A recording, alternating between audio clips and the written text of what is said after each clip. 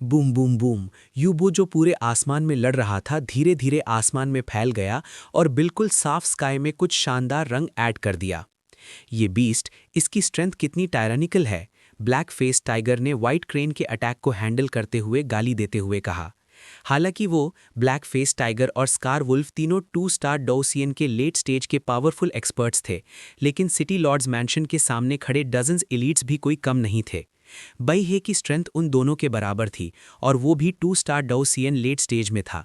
बई हे अकेला ही उन्हें रोक रहा था और बाकी डजन स्ट्रॉन्ग लोगों में से कुछ अर्ली 2 स्टार डोसियन या इवन 1 स्टार डोसियन थे, लेकिन उनकी बड़ी संख्या की वजह से सब मिलकर स्कार वुल्फ को भी धीरे धीरे पीछे ढकेल रहे थे। सेकेंड ब्रदर, हम ऐसे कंटिन्यू नहीं कर सकते। अगर ऐसे ही चलता रहा तो हम बिना डाउट के हार जाएंगे। ब्लैक फेस टाइगर के बॉडी पर fire attribute fighting immortal power और भी ज्यादा चमकने लगी और फिर उसने आसमान में चीख रहे युगन की तरफ देखा। लगता था युगन ने अभी अभी सोल वुया को सीरियसली इंजर किया था और तब से ही ये सिचुएशन चल रही थी। जब उसने सोल वुया के अटैक के लिए यूज किए गए सोल लाइट ग्रुप को डेवावर किया, तब से कुछ अजीब हो रहा था। वहां मौजूद किसी को नहीं पता था कि उसके साथ क्या हुआ, बस इतना पता था कि उसकी बॉडी की ऑरा अब ह्यूमन ऑरा से बदलकर एक फेरोशियस बीस्ट जैसी हो गई थी और उसकी स्ट्रेंथ वक्त के साथ बढ़ रही थी। बिग ब्रदर, स्कार वुल्फ का पूरा बॉडी एक जायंट ट्री वाइन केज में ट्रांसफॉर्म हो गया, जिसने टेम्पररीली बहुत सारे स्ट्रॉन्ग लोगों के अटैक्स को रोक लिया। फिर उसने मुड़कर स्कार वुल्फ को देखा। सब कुछ लगा दो, हमें यहाँ से ब्रेक थ्रू होना ही होगा। ब्लैक फेस टाइगर जोर से चिल्लाया और फिर उसने अपनी पावर को रोकना बंद कर दिया। चमकती हुई फ्लेम्स शूटिंग स्टार्स की तरह हर तरफ उड़ने लगीं। उसे पता था कि अगर आज वो बई हे के हाथ लग गया तो उन दोनों का सिर्फ विनाश ही होगा। क्या तुम फाइनली अपनी फुल स्ट्रेंथ यूज करने को रेडी हो? ये देखकर बई हे के लिप्स पर हल्का सा स्माइल आ गया। बई हे के पास कोई बड़ी एम्बिशन नहीं थी, लेकिन वो हमेशा स्ट्रॉन्ग लोगों का रिस्पेक्ट करता था और ब्लैक फेस टाइगर जैसे आदमी को अपने हाथों से कैप्चर करना उसके लिए सबसे बड़ा प्लेजर था। बई हे, तुम एक डिग्निफाइड लेट 2 स्टार डोसियन हो। तुम अपनी जान क्यों सैक्रिफाइस कर रहे हो? क्यों ना तुम हमारे साथ ज्वाइन कर लो? एंडलेस प्रॉस्पेरिटी और वेल्थ तुम्हारे हाथ में होगी। क्यों ना ऐसा करो? ब्लैक फेस टाइगर के फ्लेम पावर चमक उठी और उसने बई हे से कहा। ब्लैक फेस टाइगर जानता था कि बई हे की स्ट्रेंथ उतनी सिंपल नहीं है जितनी दिखती है। हालांकि बई हे इतने सालों से एक्सट्रीमली लो की रहा है, फिर भी ब्लैक फेस टाइगर को वेग फील हो रहा था कि बई हे की पावर डेथ विंड से कम नहीं है। ज्यादा बातें बेकार हैं, लड़ते हैं। अगर तुम मुझे हरा दो तो मैं आज तुम दोनों को जाने दूंगा। अगर तुम हार गए तो पूरा मैड डीमन ग्रुप तुम्हारे साथ दफन होगा। क्या तुम इतना बड़ा गैम्बल लेने की हिम्मत रखते हो? बई हे ने कामली कहा। हा हा हा, बई हे, क्या तुमने मेरा नाम ब्लैक फेस टाइगर नहीं सुना? ये गैम्बल मैं एक्सेप्ट करता हूँ। ब्लैक फेस टाइगर हंसकर बोला। इस वक्त दोनों का एक ही पर्पस था। अगर ब्लैक फेस टाइगर और स्कार वुल्फ को एलिमिनेट करना है तो यहाँ मौजूद डजन्स एलीट्स को भी काफ़ी डैमेज होगा। ये क्लियरली बई हे नहीं चाहता था, इसीलिए उसने ये गैम्बल प्रपोज किया। और ब्लैक फेस टाइगर भी जानता था कि बिना कुछ प्राइस दिए यहाँ से ब्रेक थ्रू करना इम्पॉसिबल है, इसीलिए उसने थोड़ा सोचने के बाद बेट एक्सेप्ट कर ली। लगता है बई हे बहुत डीपली हाइड कर रहा है। उसकी स्ट्रेंथ को मैं भी प्रॉपरली नहीं देख पा रहा। बई हे की स्ट्रेंथ ऑब्वियसली लेट 2 स्टार डोसियन थी, लेकिन शाओ यान की ह्यूज सोल पावर उसे बता रही थी कि इस स्ट्रेंथ के नीचे कुछ और भी ज़्यादा टेरिफाइंग छुपा हुआ है। अब जब तुम रेडी हो तो लड़ते हैं, ब्लैक फेस टाइगर ने तुरंत कहा। मैं भी इसी का वेट कर रहा था। बई हे धीरे से मुस्कुराया और फिर उसकी फियर्स ऑरा अचानक एक्सप्लोड हो गई। सिल्वर लाइट धीरे धीरे बई हे को कवर करने लगी और फिर बई हे एक सिल्वर हैलो में खड़ा हुआ दिखा, जिससे वो काफ़ी मिस्टीरियस लग रहा था। स्पेस सिस्टम, ये देखकर शाओ यान तुरंत बोल पड़ा। डोसियन लेवल तक पहुंचने के बाद फाइटिंग इमॉर्टल पावर एट्रीब्यूट्स में डिवाइड हो जाता है और इन एट्रीब्यूट्स के बीच म्यूचुअल जनरेशन और रिस्ट्रेंट का प्रिंसिपल होता है। Space system, summoning system, healing system जैसे एट्रीब्यूट्स बहुत रेयर होते हैं और कॉम्बैट या किसी स्पेसिफिक एस्पेक्ट में उनकी यूनिक एबिलिटीज़ होती हैं। स्पेस एलिमेंट फायर एलिमेंट को काउंटर करता है। लगता है ब्लैक फेस टाइगर ने खुद अपनी बेइज्जती का अरेंजमेंट कर लिया है। सोल ईटर मुस्कुराते हुए बोला। सीनियर, आप ऐसा क्यों कह रहे हैं? शाओ यान ने हैरानी से पूछा। मुझे लग रहा है बई हे के बॉडी पर इतना थिक सिल्वर हैलो है कि उसने स्पेस सिस्टम के कुछ मिस्ट्रीज समझ लिए हैं। फायर एलिमेंट डिस्ट्रक्शन एलिमेंट है, लेकिन अगर वो बई हे को हिट ही नहीं कर पाया तो उसकी फाइटिंग इमॉर्टल पावर वेस्ट होती रहेगी और फिर ब्लैक फेस टाइगर धीरे धीरे हार जाएगा। सोल ईटर ने समझाया। ये स्पेस सिस्टम सच में बहुत मिस्टीरियस है, शाओ यान ने कहा और आसमान की बैटल को कामली देखने लगा। ज़्यादा मिस्टीरियस बनने की ज़रूरत नहीं, अटैक से बचकर रहना। Fire tiger clause. हालांकि ब्लैक फेस टाइगर ने बई हे का स्पेस सिस्टम पहचान लिया था, लेकिन अब बेट लग चुकी थी और एरो ऑलरेडी बो से निकल चुका था। हु। जैसे ही ब्लैक फेस टाइगर ने बोला, उसके बॉडी की रेड फ्लेम्स उसके सामने एक जायंट फ्लेम टाइगर में ट्रांसफॉर्म हो गई। इसे चीर डालो, ब्लैक फेस टाइगर ने ऑर्डर दिया। तुरंत giant flame tiger lightning speed से बई हे की तरफ दौड़ा। उसने अपने क्लॉज उठाए और टेरिफाइंग पावर के साथ अटैक कर दिया। Lord, careful. नीचे रुककर देख रहे सिटी लॉर्ड्स मैंशन के एक्सपर्ट्स घबरा कर बोले। ब्लैक फेस टाइगर का फायर टाइगर क्लॉज सिंपल लग रहा था, लेकिन इस अटैक ने पहले भी लेट 2 स्टार डाउसियन एक्सपर्ट्स को मार दिया था, इसीलिए सब टेंशन में थे। Dong Dong Dong. लेकिन अगले ही मोमेंट आसमान में एक जॉ ड्रॉपिंग सीन दिखा। सबने देखा कि जायंट फ्लेम टाइगर का पावरफुल क्लॉ बई हे के रोप को हिट करने ही वाला था, लेकिन उससे पहले ही वहां का स्पेस अचानक डिस्टॉर्ट हो गया। बई हे की फिगर इंस्टेंटली गायब हो गई और जायंट फ्लेम टाइगर का टेरिफाइंग अटैक सीधा वॉइड में हिट हो गया, जिससे क्रैकलिंग साउंड के साथ स्पेस भी हल्का सा वाइब्रेट होने लगा। ये आदमी, ब्लैक फेस टाइगर ने देखकर गुस्से से भौं कोड़ ली। स्पेस सिस्टम हमेशा से मिस्टीरियस रहा है और बहुत कम लोग इसे कल्टीवेट कर पाते हैं, इसीलिए ज़्यादा लोग इसके सीक्रेट्स को प्रॉपरली नहीं समझ पाते।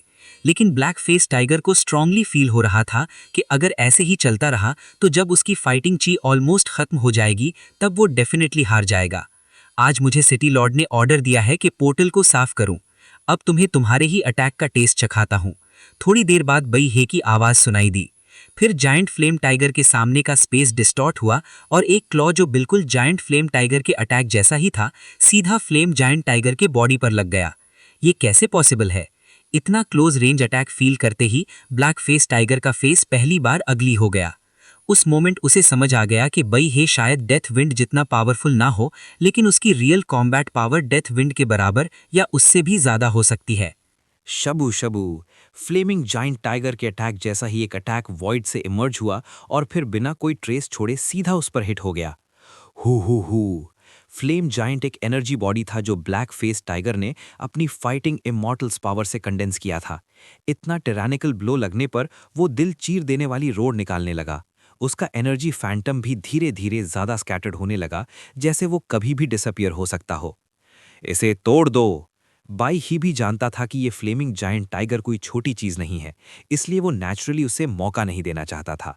उसके पूरे बॉडी पर एक सिल्वर हेलो अपीयर हुआ और उसने हल्का सा अपनी पाम से स्ट्राइक किया। एक इनडिस्क्राइबेबल स्पेस फोर्स तुरंत स्वीप कर गई। Bang bang bang. Flaming giant tiger पहले ही बाई ही के अटैक से डिस्टर्ब हो चुका था और अब दोबारा बाई ही के स्ट्राइक से उसका बॉडी आसमान में क्लाउड्स की तरह टूटकर हर जगह बिखर गया। तुम्हारा फ्लेमिंग जायंट टाइगर उतना टेरिफाइंग नहीं है जितना र्यूमर्स में कहा जाता है। बाई ही ने फ्लेमिंग जायंट टाइगर को ईजिली डिस्ट्रॉय कर दिया और फिर आंखें सिकोड़कर ब्लैक फेस टाइगर से कहा, तुम ज्यादा एरोगेंट मत बनो। ये देखकर ब्लैक फेस टाइगर गुस्से से गरज उठा। ये फ्लेमिंग जायंट टाइगर उसका ट्रम्प कार्ड था। बाई ही ने इसे इतनी आसानी से डिस्ट्रॉय कर दिया, जो क्लियरली दोनों के बीच गैप दिखाता था। अपनी रियल स्ट्रेंथ दिखाओ वरना मेरा नेक्स्ट अटैक तुम्हारी डेथ होगा। बाई ही मिड एयर में खड़ा था। सिल्वर हेलो उसके अराउंड फैला हुआ था और वो बिल्कुल एक जेंटलमैन की तरह लग रहा था। हु। बाई ही की बात खत्म ही हुई थी कि अचानक उसके ऊपर एक फियर्स बीस्ट जैसी रोर धीरे धीरे सुनाई दी। क्या हो रहा है? ये बिल को हिला देने वाली रोर सुनकर नीचे खड़े स्ट्रांग एक्सपर्ट्स भी शॉक हो गए, क्योंकि सिर्फ इस रोर से ही उनके बॉडी के फाइटिंग स्पिरिट में हल्का सा फियर फील होने लगा। Soul body? ये देखकर शाओ यान की नज़र भी धीरे धीरे आसमान की तरफ शिफ्ट हो गई। उसकी गेज के साथ उसने देखा कि युगान की बॉडी से रेड थंडर की पावर निकल रही थी और उसके बाहर ब्लड स्काई डीमन एप का फैंटम धीरे धीरे उसे रैप कर रहा था, और जो सोल वू का फैंटम था वो काउंटलेस सोल पावर से डेंसली कवर्ड था। ये क्या हो रहा है? ये देखकर बाई ही भी फ्राउन करने लगा। उसके पास ब्लैक फेस टाइगर से डील करने का टाइम नहीं था। उसका फिगर फ्लैश हुआ और वो सीधा युगान से कोलाइड कर गया। क्या ये सोल वुया का अभी का मेथड था? शाओ यान ने बोल्ड गेस लगाया। लगता है घोस्ट किंगडम के पावर हाउसेस का सोल क्लैन के साथ कोई इनडिस्क्राइबेबल रिलेशनशिप है। शाओ यान धीरे से बोलने लगा। न सिर्फ पहले वाला सोल लॉक अटैक, बल्कि इतना huge soul body attack method भी क्लियरली उनके सोल क्लैन और घोस्ट किंगडम के बीच स्ट्रॉन्ग कनेक्शन का सिंबल था। हा, युगान, मुझे एक्सपेक्ट नहीं था कि तुम्हारी ऐसी कंडीशन होगी। ब्लैक फेस टाइगर युगान को बीस्ट लाइक ऑरा के साथ देखकर जोर से हंसने लगा। अब युगान कंप्लीटली एक ऐसे बीस्ट में ट्रांसफॉर्म हो चुका था जो सिर्फ किलिंग जानता था। उसमें बिल्कुल भी ह्यूमन इमोशन नहीं बचा था।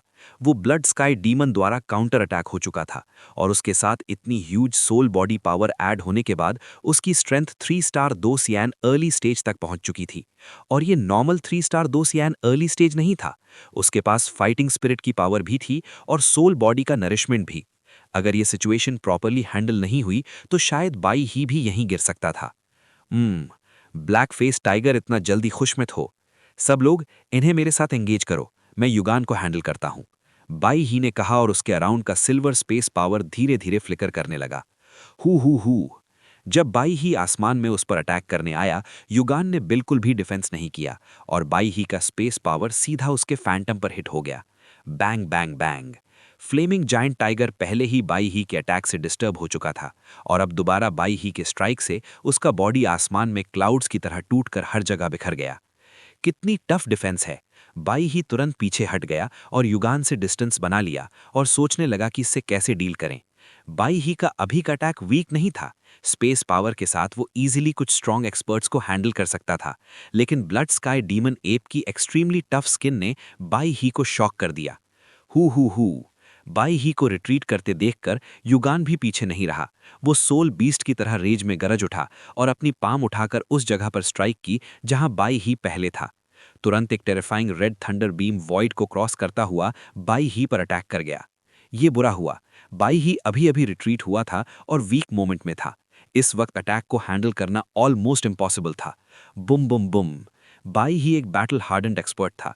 रेड थंडर से बचना इम्पॉसिबल देखकर उसने तुरंत स्पेस पावर की 10 लेयर्स अपने अराउंड क्रिएट कर ली। वो जानता था कि ये 10 layers defence red thunder attack को कंप्लीटली स्टॉप नहीं कर पाएगी, लेकिन कम से कम उसकी पावर को थोड़ा वीकन कर देगी। Move the richer. इसी मोमेंट डार्क में छिपा हुआ शाओ यान मूव कर गया। उसने अपनी बैग से इटर्नल फायर एंशिएंट रूलर निकाला और ब्लू और येलो दोनों होली फ्लेम्स की पावर तुरंत स्वीप कर गई। फिर उसका फिगर फ्लैश हुआ और वो रेड थंडर की तरफ चार्ज कर गया। बुम बुम बुम। होली ऑरा से भरा हुआ different fire eternal ancient ruler जैसे ही रेड थंडर बीम से टकराया, रेड थंडर बीम धीरे धीरे डिवावर होने लगा। शाओ यान, इतने क्रिटिकल मोमेंट पर बाई ही का एक्सप्रेशन भी चेंज हो गया। यहां से निकल जाओ। शाओ यान रेड थंडर बीम को स्ट्रगल करते हुए हैंडल कर रहा था और बाई ही को चिल्लाया। ठीक है। बाई ही ने यह सुना और तुरंत आसमान से मूव करके ग्राउंड पर आ गया। मेरे करंट स्ट्रेंथ के साथ रूलर को मूव करना बहुत मुश्किल है। शायद मैं सिर्फ उन लोगों के अटैक्स को ही रिमूव कर सकता हूं जो मुझसे एक टीयर स्ट्रांग हो। ये मेरे लिए ज्यादा है। शाओ यान ने धीरे से सर हिलाया जब उसने देखा कि रेड थंडर और येलो फ्लेम उसके स्ट्रेंज फायर और एंशिएंट रूलर को सप्रेस कर रहे हैं। बुम बुम बुम। जैसे ही उसने प्लान बनाया, स्पेस डिस्टॉर्ट हुआ और स्पेस टेलीपोर्टेशन फॉर्मेशन अपीयर हो गया। शाओ यान ने तुरंत इटर्नल फायर एंशिएंट रूलर वापस रखा और बिना पीछे देखे सीधा उस फॉर्मेशन में एंटर कर गया। अगर इस वक्त शाओ यान इस युगान से फाइट करता जो फाइटिंग स्पिरिट द्वारा डिवावर हो चुका था, तो ये सीधा सुसाइड होता। रेड थंडर बीम ने शाओ यान का रेजिस्टेंस खत्म होते ही रोर किया और क्राउड के पीछे एक छोटी पहाड़ी की तरफ अटैक कर दिया। क्रैकलिंग जी। डिस्ट्रक्शन पावर से भरा हुआ रेड थंडर बीम जैसे ही पहाड़ी को टच किया, वो तुरंत ओवरवेलमिंग थंडर पावर में चेंज हो गया। पहले उसने पहाड़ी को कंप्लीटली पैरालाइज कर दिया और फिर एक लाउड साउंड के साथ वो पहाड़ी इंस्टेंटली पाउडर बन गई। कितनी स्ट्रॉन्ग पावर है। शाओ यान ने ये डिस्ट्रक्टिव सीन देखकर फ्राउन किया। अगर उसने अभी short distance space teleportation formation use नहीं किया होता तो शायद उसकी सिचुएशन बहुत डेंजरस हो जाती। डेड सिटी लॉर्ड, अगर तुम अभी भी बाहर नहीं आए तो मुझे लगता है यहाँ हम सबको इस फाइटिंग सोल के साथ दफन होना पड़ेगा। शाओ यान की आवाज धीरे से गूंजी और फिर उसने आसमान के एक वॉइड की तरफ देखा। शाओ यान की आवाज गिरते ही वहां मौजूद बहुत से एक्सपर्ट्स ने भी उस तरफ देखा। उन्होंने भी सडनली रियलाइज किया कि उस वॉइड में सच में कुछ छुपा हुआ है। हे, ये लड़का सच में बहुत शार्प सोल सेंस रखता है। नीचे खड़े कई पावर हाउसेस की नज़र फॉलो करते हुए फेदर्स से कुछ डजन मीटर्स दूर जो वॉइड था वो हल्का सा क्रैम्बल हुआ। फिर एक रोप पहने हुआ आदमी धीरे धीरे उसके अंदर से बाहर निकला। सर, सिटी लॉर्ड वापस आ गए। अब तुम लोग भाग नहीं सकते। नीचे कुछ स्ट्रॉन्ग एक्सपर्ट्स हंसने लगे। बाइहे की स्ट्रेंथ टायरानिकल थी, लेकिन डेथविंड की स्ट्रेंथ बाइहे से भी ज़्यादा पावरफुल थी। अब जब डेथविंड वापस आ गया था तो युगान को छोड़कर पूरे मैड डीमन ग्रुप को कैप्चर करना भी मुश्किल नहीं था। मुझे लगा नहीं था कि तुम लड़का इतना डीपली हाइड कर रहे हो। डेथविंड जैसे ही बाहर आया उसने तुरंत शाओयान को देखकर स्माइल किया। लेकिन शाओयान समझ गया कि डेथविंड उससे पोलाइट टोन में इसलिए बात कर रहा है क्योंकि उसने अभी बाइहे को बचाने के लिए एक्शन लिया था। बस एक लकी कोइंसिडेंस था। सिटी लॉर्ड, पहले इस आदमी को सबड्यू कर ले। फाइटिंग सोल के बैकलैश और सोल बॉडी की ब्लेसिंग के साथ मुझे लगता है इसकी पावर सिर्फ और स्ट्रांग होती जाएगी। अगर हम इसे ज़्यादा देर तक ड्रैग करते रहे तो हमारे लिए अच्छा नहीं होगा, शाओयान ने कहा। उसकी ह्यूज सोल परसेप्शन एबिलिटी उसे वेगली फील करा रही थी कि युगान के बॉडी में अभी भी कोई टेरिफाइंग मेथड हो सकता है। बिल्कुल मेरी सोच जैसी बात। बाइहे, साथ में अटैक करो। यह आदमी सिंपल नहीं है, डेथविंड ने कहा और उसका फिगर फ्लैश हुआ। फिर वो तुरंत अटैक करने लगा। शबू शबू, दो अलग एट्रीब्यूट्स, एक सिल्वर और एक ग्रीन, क्लियरली बाइहे और डेथविंड के बॉडी पर फ्लिकर कर रहे थे। Would attribute? शाओयान ने इंटरेस्ट के साथ पूछा जब उसने ये सीन देखा। अब शाओयान के बॉडी में भी वुड एट्रीब्यूट अवेकन हो चुका था, लेकिन अटेंशन अट्रैक्ट न हो इसलिए उसने अभी तक उसकी कल्टीवेशन स्टार्ट नहीं की थी। अब जब डेथविंड वुड एट्रीब्यूट का यूजर था, शाओयान नेचुरली उसे केयरफुली ऑब्जर्व करना चाहता था। Tangle, wood count vines. Deathwind का फिगर अचानक नीचे गिरा और वॉइड में तुरंत डजन्स वुडन वाइन्स जो 10 ऑफ फीट बड़े थे अपीयर हो गए। फिर उन्होंने युगान के बॉडी के बाहर वाले फाइटिंग स्पिरिट फैंटम को टाइटली रैप कर लिया। उन वुडन वाइन्स पर extremely strong cyan wood attribute power थी जो सबको हैवी फीलिंग दे रही थी। Even blood sky demon ape के पास टेरिफाइंग थंडर पावर थी, फिर भी वो वुडन वाइन्स को डैमेज नहीं कर पा रहा था। वुड और अर्थ एट्रीब्यूट्स मेनली डिफेंस के लिए होते हैं। ज़्यादातर वुड टाइप्स एंटेंगलमेंट और ट्रैपिंग पर फोकस करते हैं, यानी कंट्रोल पर। वो वुड एट्रीब्यूट की बाइंडिंग पावर से ओपोनेंट को स्लोली ऑब्लिटरेट करने की कोशिश करते हैं। और अर्थ एट्रीब्यूट को सबसे डिफिकल्ट माना जाता है। उसका मेन फोकस डिफेंस है। अगर तुम्हारे पास इनफ डिस्ट्रक्टिव पावर नहीं है तो स्ट्रॉन्ग अर्थ एट्रीब्यूट यूजर सिर्फ तुम्हें एग्जॉस्ट कर देगा। वाटर एट्रीब्यूट मेन हीलर होता है और तुम्हारा फायर और थंडर एट्रीब्यूट दोनों डिस्ट्रक्शन टाइप के होते हैं, सोल ईटर ने धीरे से एक्सप्लेन किया। फाइटिंग इमॉर्टल पावर के एट्रीब्यूट सच में बहुत चेंजेबल हैं, शाओयान धीरे से बोलने लगा। लॉर्ड शाओयान को शायद पता नहीं होगा, ये attributes 5 elements gold, would, water, fire और अर्थ से ब्रांच आउट होते हैं। इनमें समनिंग, स्पेस और डार्कनेस जैसे और भी काउंटलेस एट्रीब्यूट्स हैं। लेकिन इन सब एट्रीब्यूट्स में एक एट्रीब्यूट को ग्रेट 1000 वर्ल्ड का सबसे स्ट्रॉन्ग एट्रीब्यूट माना जाता है। सबसे स्ट्रॉन्ग? शाओयान ने थोड़ी क्यूरियोसिटी के साथ पूछा। हीलिंग सिस्टम, उसने कैजुअली कहा, लेकिन जब उसने हीलिंग सिस्टम का नाम लिया तो उसके एक्सप्रेशन में रिस्पेक्ट था। Healing system? शाओयान थोड़ा सरप्राइज हो गया। जब से वो ग्रेट 1000 वर्ल्ड में आया था उसने वेगली हीलिंग सिस्टम के बारे में सुना था, लेकिन लगता था कि ये किसी पावरफुल फोर्स के कंट्रोल में है। हीलिंग सिस्टम पूरे ग्रेट 1000 वर्ल्ड का सबसे पावरफुल एट्रीब्यूट है और हीलिंग सिस्टम का कंट्रोलर है एंजल फैमिली, सोल ईटर ने कामली कहा। Angel family? शाओयान को थोड़ा कंफ्यूजन हुआ। उसे वेगली याद आया कि पहले जब वो डॉडी कॉन्टिनेंट पर नया आया था तब उसने शायद एक एंजल क्लैन को रेस्क्यू किया था। पहले के ग्रेट 1000 वर्ल्ड में अगर एंजल फैमिली के 7 सोल एंजल्स और 3 आर्कएंजल्स नहीं होते तो शायद हमारा वर्ल्ड कब का डिस्ट्रॉय हो चुका होता। उस हेवन एंड अर्थ वॉर में हमारा ग्रेट 1000 वर्ल्ड ऑलमोस्ट डिफीट हो गया था, लेकिन एंड में एंजल फैमिली के 3 आर्कएंजल्स में से एक ने रेजरेक्शन मैजिक यूज़ किया। उसने फॉरेन ईविल रेस द्वारा किल्ड बहुत सारे पावरफुल एक्सपर्ट्स को रिवाइव कर दिया और बैटल का टाइड कंप्लीटली टर्न कर दिया। हालांकि उसके बाद एंजल फैमिली की ओवरऑल स्ट्रेंथ बहुत कम हो गई, लेकिन उन्होंने दुनिया भर के काउंटलेस एक्सपर्ट्स का रिस्पेक्ट जीत लिया। इसलिए अगर हीलिंग सिस्टम को स्ट्रॉन्गेस्ट कहा जाता है तो यह बिल्कुल अनरीजनेबल नहीं है, सोल ईटर ने कहा। Group resurrection? शाओयान यह सुनकर और ज़्यादा शॉक हो गया। हालांकि शाओयान को नहीं पता था कि वो आर्कएंजल कितना पावरफुल था, लेकिन जो आउटसाइड ईविल रेस से फाइट कर सके वो डेफिनेटली ग्रेट 1000 वर्ल्ड के पीक एक्सपर्ट्स में से होगा। वो सब चीज़ें अभी तुमसे बहुत दूर हैं। अभी तुम्हें इतना एम्बिशियस होने की ज़रूरत नहीं है। हालांकि एंजल फैमिली पावरफुल है, लेकिन तुम्हारा शाओ क्लैन भी उनसे कम नहीं है, सोल ईटर ने धीरे से कहा। लेकिन फिर वो सडनली चुप हो गया। एक दिन मैं अपने शाओ क्लैन के सीक्रेट्स ज़रूर अनलॉक करूंगा, शाओयान ने स्ट्रॉन्ग डिटर्मिनेशन के साथ कहा। Who fighting spirit wooden wine से एंटेंगल होने के बाद रोर करने लगा। उसे स्ट्रॉन्ग रिस्ट्रेनिंग फोर्स फील हो रही थी। अगर ये वुडन वाइन्स ऐसे ही रैप करते रहे तो शायद वो आज यहीं गिर जाएगा। बीस्ट, मेरे किंग के ब्लड से इसे सप्रेस करो। अगले मोमेंट डेथविंड ने बिल्कुल हेजिटेट नहीं किया। उसकी पाम पर एक ब्लैक और गोल्डन लाइट से चमकता हुआ स्क्रोल अपीयर हुआ और उसमें से एक ब्लैक गोल्डन ब्लड ड्रॉप धीरे धीरे बाहर आया। और जैसे ही वो ब्लड ड्रॉप बाहर आया, पूरे स्काई की पावर सडनली फ्रीज हो गई, जैसे हेवन एंड अर्थ की सबसे टेरिफाइंग पावर ने सबको शॉक कर दिया। Black gold blood ghost world की रियल पावर का मेथड है। डेथविंड सिर्फ 2 स्टार फाइटिंग इमॉर्टल है, फिर भी उसके पास ऐसी चीज़ है। लगता है इसका कनेक्शन ली सोल टेरिटरी के हाई लेवल मैनेजमेंट से है। सिर्फ इस ब्लड ड्रॉप को देखकर लगता है कि ये 5 स्टार फाइटिंग इमॉर्टल के हाथ से आया है। जिस आदमी की ये लॉयल्टी करता है उसकी स्ट्रेंथ डेफिनेटली अंडर एस्टिमेट नहीं की जा सकती। इंटरेस्टिंग, सोल ईटर ने धीरे से कहा। इस ब्लड में इतनी टेरिफाइंग पावर है।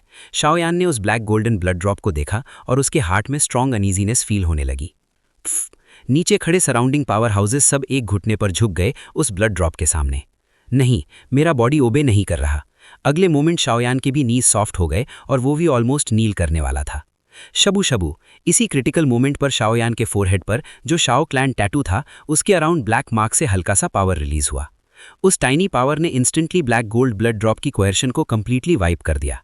ये चीज़ जो क्लैन टैटू को प्रोटेक्ट करती है, आउटसाइडर्स इसे 10 टेम्पल यमा कहते हैं, लेकिन शाओयान खुद इसकी पावर फील नहीं कर पा रहा था, न ही इसका सीक्रेट जानता था। बस एक बात क्लियर थी कि इस ब्लैक मार्क में एक्सट्रीमली टायरानिकल पावर है। ये लड़का आखिर है कौन? मेरे किंग के ब्लड का प्रेशर इस पर बिल्कुल इफेक्ट नहीं कर रहा। क्या ये किसी होली फैमिली का मेंबर है? डेथविंड के माइंड में डाउट आया। सिटी लॉर्ड, ये फाइटिंग स्पिरिट अब ज्यादा देर तक होल्ड नहीं कर पाएगा। इसी वक्त बाइहे की आवाज आई। ये फाइटिंग सोल युगान को डिवार कर रहा है। दोनों अब होपलेस हैं। चलो इन्हें साथ में डिस्ट्रॉय कर देते हैं। डेथविंड की आईज में हल्का सा रिग्रेट था, लेकिन उसने फाइटिंग सोल को कंप्लीटली ओब्लिटरेट करने का डिसीजन लिया। मेरे किंग के ब्लड से इसे डिस्ट्रॉय करो, डेथविंड ने कहा और उसकी पाम पर ब्लैक गोल्डन ब्लड ड्रॉप धीरे से ब्लड स्काई डीमन एप पर अटैक कर गया। Blood sky demon ape already Yugan की सारी पावर और कॉन्शियसनेस डिवार कर चुका था। हालांकि उसकी स्ट्रेंथ 3 स्टार फाइटिंग इमॉर्टल तक पहुंच चुकी थी, फिर भी जब उसने ब्लैक गोल्डन ब्लड का सामना किया तो एक डेथ हावरा धीरे धीरे अपीयर होने लगी। बूम बूम बूम, नीचे खड़े ब्लैक फेस्ड टाइगर और स्कार वुल्फ के फेसेस डार्क हो गए, क्योंकि इस मोमेंट युगान कंप्लीटली डेथविंड के कंट्रोल में आ चुका था। अब अगला नंबर तुम दोनों का है। युगान को इजीली डिस्ट्रॉय करने के बाद ब्लैक गोल्डन ब्लड वापस डेथविंड के हाथ में आ गया और उसने मैड डीमन ग्रुप के दोनों लीडर्स की तरफ देखते हुए कहा, Battle Through the Heavens, the God of the Flame Emperor, Episode 1184, Rare Calm। Lord city Lord, हमें पता है हमसे गलती हो गई। हम दोबारा ऐसा नहीं करेंगे। कृपया हमें माफ कर दीजिए। ब्लैक फेस टाइगर और नाइफ स्कार्ड वुल्फ पहले काफी काम दिख रहे थे, लेकिन जब ब्लैक गोल्ड ब्लड ने तुरंत युगान और blood demon ape fighting soul को कंप्लीटली डिस्ट्रॉय कर दिया, तो वो दोनों डर के मारे कांपने लगे। युगान की स्ट्रेंथ अभी 3 star fighting empire early stage तक पहुंच चुकी थी, लेकिन डेथ विंड के ब्लैक गोल्डन ब्लड के सामने वो एक राउंड भी नहीं टिक पाया और इंस्टेंटली डिस्ट्रॉय हो गया। ये देखकर ब्लैक फेस टाइगर और स्कार्ड वुल्फ, जिनकी स्ट्रेंथ सिर्फ 2 star fighting empire late stage थी, नेचुरली बहुत डर गए। अब कह रहे हो कि तुम गलत थे, शायद अब बहुत देर हो चुकी है। डेथविंड कोई इनडिसाइसिव आदमी नहीं था। ब्लैक गोल्ड ब्लड फिर से बाहर निकला और सीधा उन दोनों पर अटैक कर दिया। भागो! ब्लैक फेस टाइगर और स्कार्ड वुल्फ डेस्परेटली रेजिस्ट करने लगे, वरना सर्वाइवल का चांस इंस्टेंटली खत्म हो जाता। गुलू गुलू गुलू, लेकिन वो दोनों सिर्फ 10 मीटर ही भाग पाए थे कि ब्लैक गोल्ड ब्लड उन तक पहुंच गया। अगले ही मोमेंट वो दोनों मिस्टीरियस पावर के नीचे सीधा पस और ब्लड के पडल में बदल गए। युगान और मैड डीमन ग्रुप के दोनों लीडर्स को डिस्ट्रॉय करना आसान लग रहा था, लेकिन उसके तुरंत बाद डेथविंड ने अचानक एक मुंह भर ब्राइट रेड ब्लड थूक दिया। Clearly black golden blood use करने से उसे काफी सीरियस इंटरनल इंजरी हो गई थी।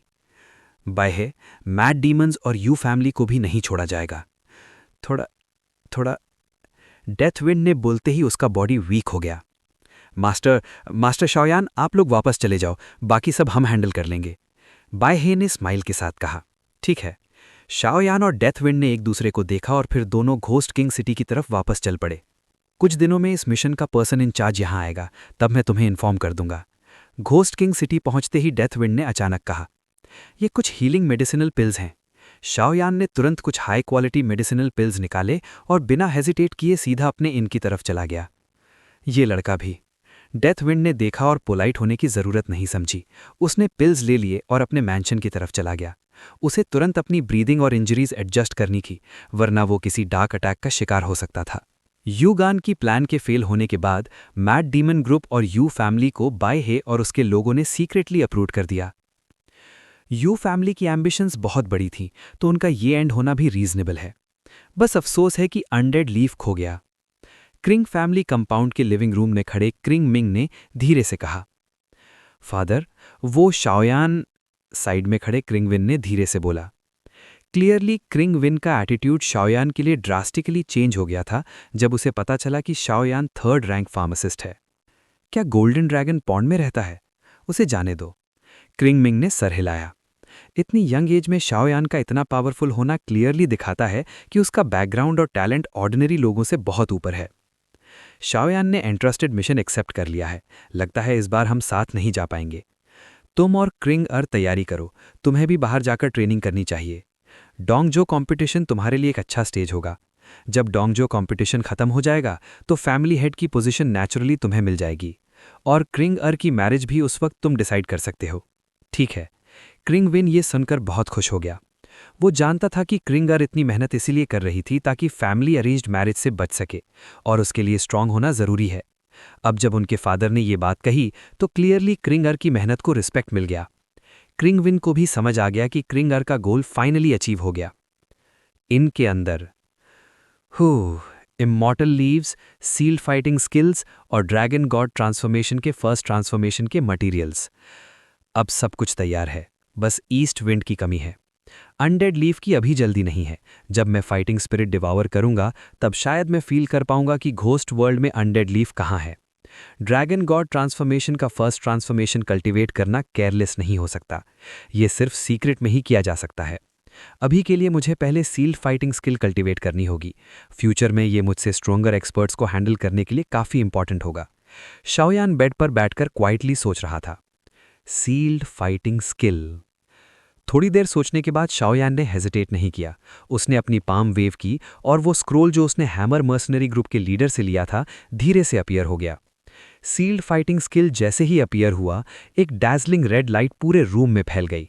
अगर शाओयान ने पहले से सोल बैरियर सेट नहीं किया होता तो आउटसाइडर्स को तुरंत पता चल जाता। क्या टेरिफाइंग फ्लक्चुएशन है? एक्सपेक्टेड है। ये ब्लड डेविवरिंग टैबलेट है।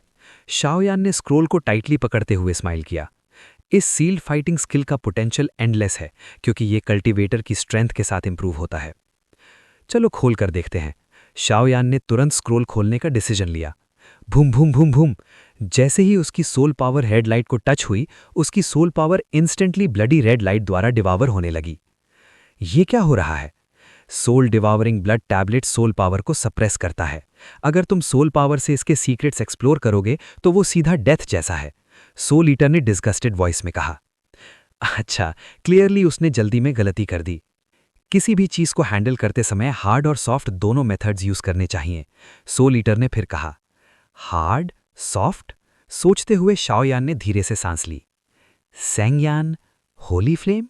शाओयान को सडनली समझ आ गया। अच्छा लड़का है, सीख रहा है, सोल ईटर ने कहा और चुपचाप साइड में खड़ा हो गया। अगर ऐसा है तो देखते हैं तुम्हारी सील्ड फाइटिंग स्किल कितनी पावरफुल है, शाओयान ने कहा, और उसकी बॉडी से ब्लू और येलो होली फ्लेम्स निकले और सीधा रेड लाइट पर अटैक कर दिया। इस बार शाओयान की होली ऑरा के साथ स्क्रोल की ब्लडी रेड लाइट बहुत जल्दी कंप्लीटली इरेज हो गई। स्क्रोल अब बिल्कुल ऑर्डिनरी लग रहा था। Blood devouring monument. इस मॉन्यूमेंट के 3 लेवल्स हैं। पहला level blood monument evil spirits को सप्रेस करता है। दूसरा लेवल ब्लड मॉन्यूमेंट हीरोज को सप्रेस करता है। तीसरा level blood monument blood spirits को सप्रेस करता है। स्पिरिट को बाइट के रूप में यूज करो, ब्लड को सप्रेशन के लिए यूज करो, तब बनता है सोल डिवावरिंग ब्लड टैबलेट। ये 3 लाइन स्क्रोल पर लिखी हुई थी। शाओयान ने जैसे ही उन्हें देखा, उसे लगा जैसे बुद्धिस्ट टेम्पल का संस्कृत चांट सुन रहा हो। उसका माइंड इंस्टेंटली काम हो गया और वो सील्ड फाइटिंग स्किल के कल्टीवेशन मेथड को एब्जॉर्ब करने लगा। इस लड़के का टेम्परमेंट काफी अच्छा है, कुछ दिनों में ये पहला लेवल सीख लेगा। सोल डिवावरिंग ब्लड मॉन्यूमेंट का पहला लेवल ही 1 star fighting empire late stage experts को डील करने के लिए काफी है। दूसरे लेवल की अभी जल्दी नहीं है। सोल ईटर ने शाओयान को कंसंट्रेट करते हुए देखकर हल्का सा स्माइल किया। बस एक चीज समझ नहीं आई, डेथ विंड के पास वो ब्लैक गोल्ड ब्लड कहां से आया? सोल ईटर फिर से सोचने लगा। ब्लैक गोल्ड ब्लड सिर्फ एक ड्रॉप था, लेकिन उसमें 3 स्टार फाइटिंग एम्पायर को डिस्ट्रॉय करने की पावर थी। ये कोई ऑर्डिनरी फोर्स नहीं कर सकता। यन हंटियान ली हुन तयो टेरिटरी के सबसे बड़े टेरिटरीज में से एक है।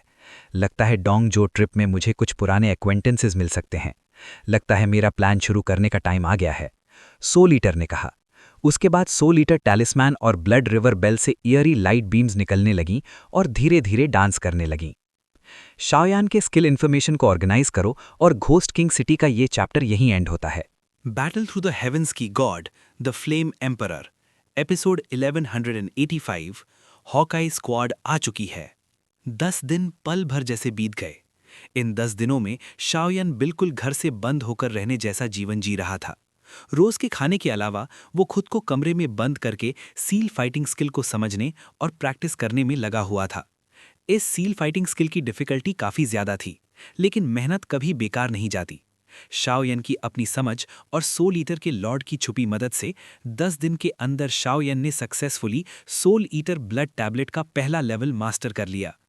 इस स्पिरिट डिवाउरिंग ब्लड टैबलेट का पहला लेवल मास्टर करने के बाद और अपने फाइटिंग स्किल्स के साथ अब शाओयन को पूरा कॉन्फिडेंस था कि अगर उसका सामना 1 स्टार फाइटिंग इमॉर्टल के लेट स्टेज के किसी पावर हाउस से भी हो जाए तो उसमें लड़ने की ताकत है। स्पिरिट डिवावरिंग ब्लड मॉन्यूमेंट को 3 लेवल्स में डिवाइड किया गया है और हर लेवल असल में एक अलग स्ट्रेंथ लेवल को रिप्रेजेंट करता है। पहला लेवल इतना पावरफुल है कि शाओयन अपने से 2 लेवल्स तक स्ट्रॉन्ग ओपोनेंट को सील कर सकता है। जैसे अभी शाओयन 1 स्टार फाइटिंग इमॉर्टल के अर्ली स्टेज में है, तो पहले लेवल की स्पिरिट डिवावरिंग ब्लड टैबलेट यूज करके वो 1 स्टार फाइटिंग इमॉर्टल के लेट स्टेज के किसी स्ट्रॉन्ग एक्सपर्ट को सील कर सकता है। दूसरा लेवल और भी ज्यादा पावरफुल है। इससे शाओयन अपने से 3 लेवल्स तक स्ट्रॉन्ग ओपोनेंट को सील कर सकता है, यानी कि 1 स्टार डाओसियन कंज्यूमेशन लेवल के एक्सपर्ट को भी सील कर सकता है। और तीसरा लेवल तो और भी टेरिफाइंग है। ये शाओयन को 2 स्टार फाइटिंग इमॉर्टल के अर्ली स्टेज के पावर हाउस को भी फाइट करके सील करने की एबिलिटी देता है। यही है सील फाइटिंग टेक्निक का असली खौफनाक हिस्सा। लेकिन इतनी पावरफुल टेक्निक होने के बावजूद इसके कुछ ड्रॉबैक्स भी हैं। अगर सामने वाला कोई ऑर्डिनरी स्ट्रॉन्ग पर्सन हो तो सील करना मुश्किल नहीं है, लेकिन अगर कोई बहुत ही एक्सपीरियंस्ड और डीप रूटेड एक्सपर्ट हो तो सील करना आसान नहीं होगा। और अगर सील हो भी गया तो सीलिंग का टाइम बहुत कम हो सकता है, शायद कुछ मिनट या कुछ सेकेंड्स ही। सीलिंग का ड्यूरेशन पूरी तरह से एनिमी की स्ट्रेंथ पर डिपेंड करता है। फिर भी शाओयन इस सील फाइटिंग स्किल से काफी सैटिस्फाइड था। माय लॉर्ड, सिटी लॉर्ड डेडविन ने आपके लिए एक मैसेज छोड़ा है। जब शाओयन उठकर इनके मेन गेट की तरफ जा रहा था, तब इनका ओनर जल्दी से आया और मुस्कुराकर बोला। ये इनकीपर ज्यादा स्ट्रांग नहीं था, सिर्फ डोडी लेवल का था, लेकिन गोस्ट किंग सिटी में उसका स्टेटस काफी हाई था। फिर भी शाओयन के सामने वो बहुत कॉशियस एल का था। इसका रीजन सिर्फ इतना था कि डेडविन ने खुद कहा था कि शाओयन गोस्ट किंग सिटी का ऑनर्ड गेस्ट है। क्या मैसेज है? शाओयन ने हल्का सा पूछा। इनकीपर काफी सिंपल और हेल्पफुल था, इसलिए शाओयन ने मुस्कुराकर बात की। सिटी लॉर्ड डेडविन 3 दिन पहले इन में आए थे, लेकिन उस वक्त आप रिट्रीट में थे, इसलिए उन्होंने डिस्टर्ब नहीं किया। सिटी लॉर्ड ने मैसेज छोड़ा है कि अगर आप रिट्रीट से बाहर आ जाएं तो आपको सिटी लॉर्ड मैंशन जाना चाहिए। शायद उन्हें आपसे कुछ जरूरी बात करनी है। ठीक है, शाओयन ने हल्की सी आवाज में जवाब दिया। फिर वो सीधा सिटी लॉर्ड मैंशन की तरफ चल पड़ा।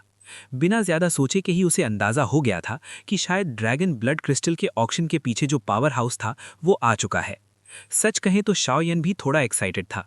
आखिर ये लोग इतनी प्रेशियस चीज ढूंढ कर लाए थे और उसके बदले शाओयन को उनका एक कंडीशन भी मानना था।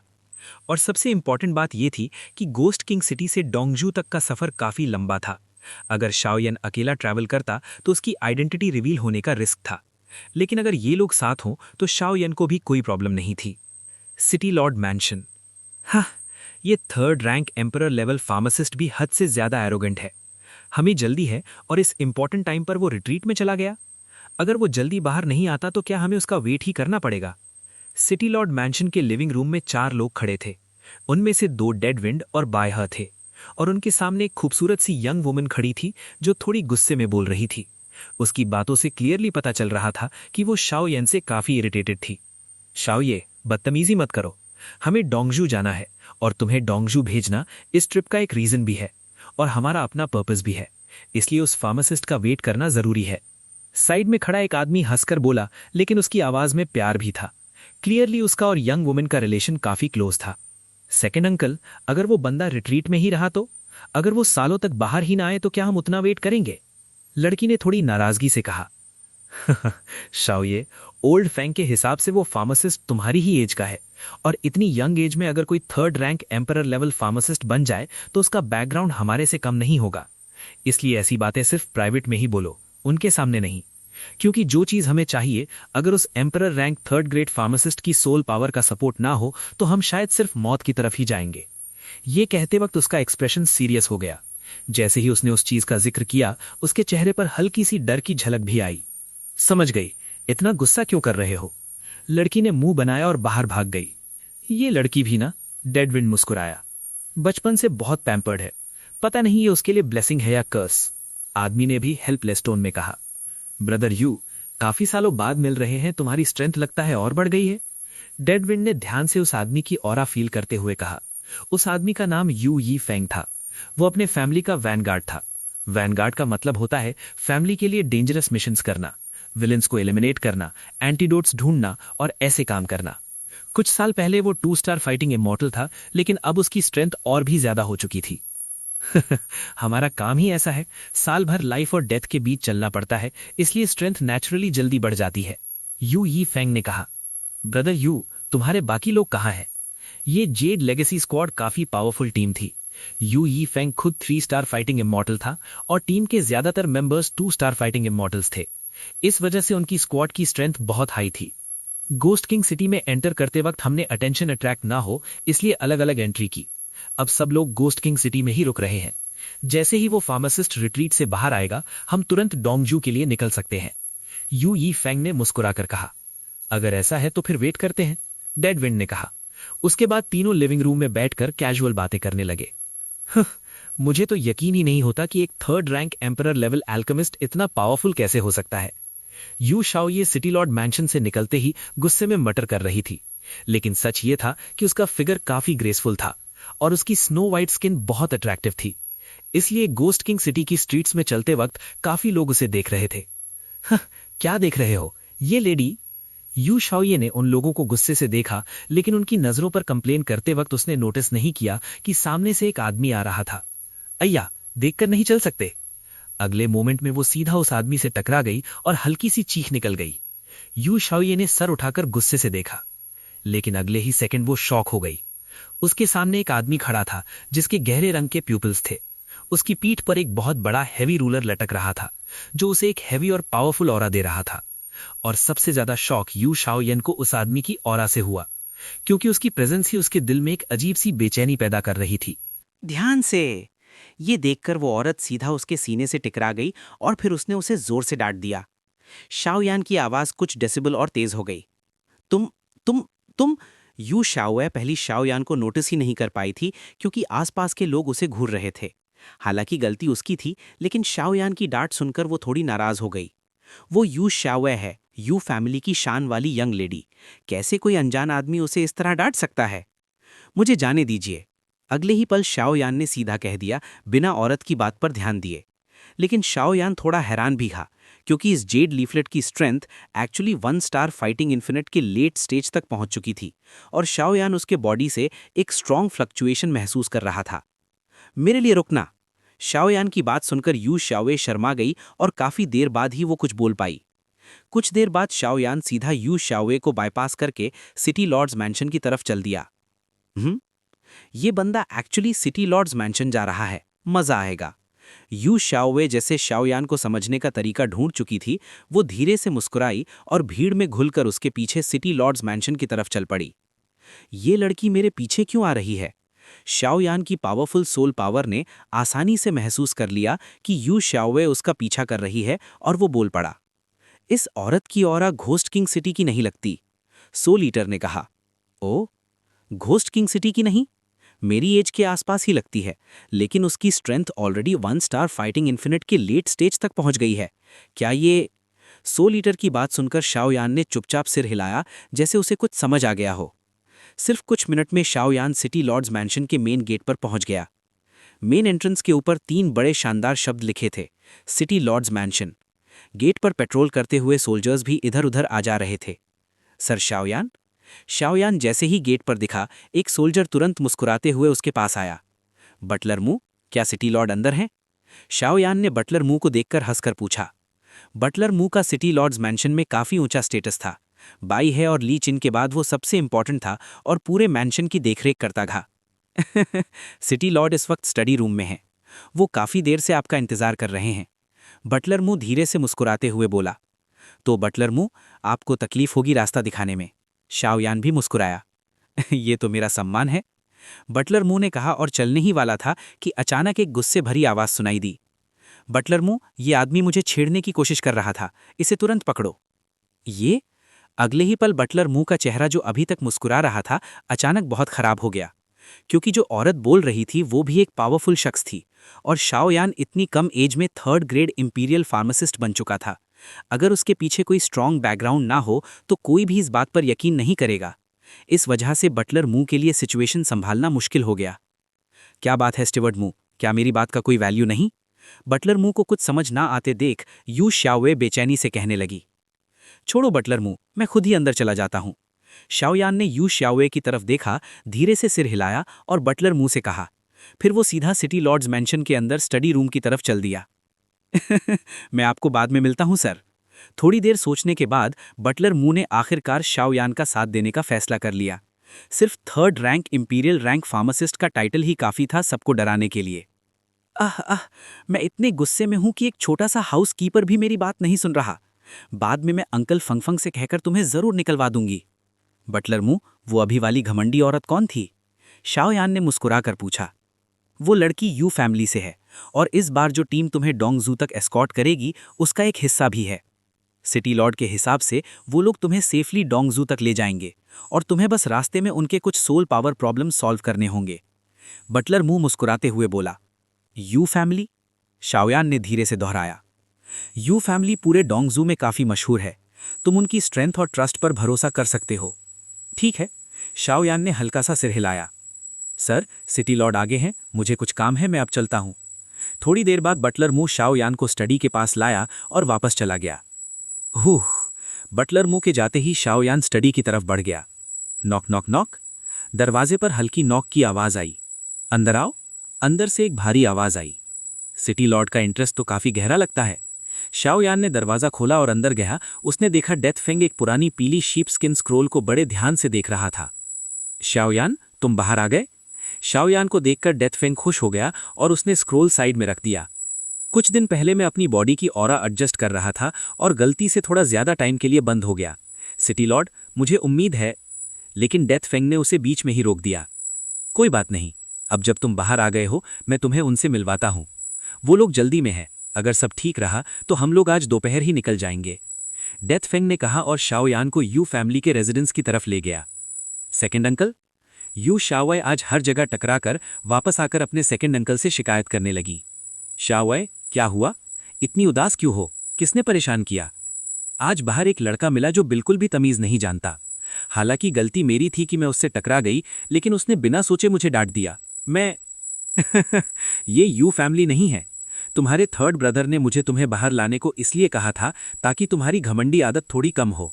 किसी ने मेरे लिए ये काम कर दिया, मुझे तो उसका शुक्रिया करना चाहिए। यू ईफेंग चाय का कप उठाकर हंस पड़ा। सेकंड अंकल, वो लड़का बहुत घमंडी है और पता नहीं क्यों उसका बटलर के साथ भी अच्छा रिलेशन है। वो, मुझे याद है कि शुफंग ने कहा था कि इस बार जो एल्केमिस्ट हमसे कनेक्ट करेगा उससे मिलवाने का काम बटलर करेगा। कहीं वो लड़का? यू ईफेंग को अचानक कुछ याद आया और हैरान हो गया। हे, लॉर्ड शाओयान, हम आ गए, वो लोग आगे ही हैं। अगले ही पल डेथ फेंग शाओयान को यू फैमिली के रेजिडेंस के गेट पर ले आया। ये कैसे हो सकता है? कैसे हो सकता है कि उस जैसा आदमी 3rd ग्रेड इंपीरियल फार्मासिस्ट हो? इस पल यू शाओवे का एक्सप्रेशन बहुत अजीब हो गया जब उसने शाओयान को देखा, क्योंकि उसने कभी नहीं सोचा था कि जो आदमी उसे रास्ते में मिला था और जिसे वो पसंद नहीं करती थी, वही उनके साथ सफर करने वाला हाई लेवल एल्केमिस्ट निकलेगा। वैसे ही आखिरकार आ ही गया। यू ईफेंग ने ये सुनते ही तुरंत खड़े होकर शाओयान और डेडविंड की तरफ चलना शुरू किया। यू शाओ ये जो वहीं खड़ी हैरानी भरे चेहरे के साथ खड़ी थी, उसे संभलने में भी थोड़ा वक्त लग गया और फिर वो भी धीरे धीरे चल कर आई। जैसे सोचा था वैसा ही है।